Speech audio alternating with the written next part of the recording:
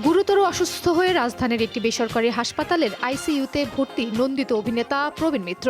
ফুসফুসের সমস্যা ও অক্সিজেন স্বল্পতা সহ বেশ কিছু কারণে সম্প্রতি তাকে রাজধানীর একটি বেসরকারি হাসপাতালে ভর্তি করা হয়।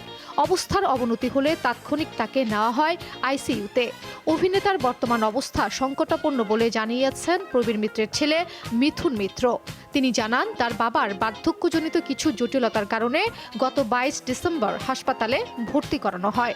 পরীক্ষা নিরীক্ষা করে ফুসফুসে সমস্যা ধরা পড়েছে তার। বর্তমানে অক্সিজেনের স্বল্পতা সহ হচ্ছে ইন্টারনাল ব্লিডিং, সেই সঙ্গে প্ল্যাটিলেটও কমে গেছে। তেমন কোনো অগ্রগতি নেই। চিকিৎসকরা তার সাধ্যমতো চেষ্টা চালিয়ে যাচ্ছেন বলে জানান মিথুন মিত্র। পরিচালক এইচ আকবরের হাত ধরে চলচ্চিত্রে আসেন প্রবীণ মিত্র। তার প্রথম সিনেমার নাম জল ছবি।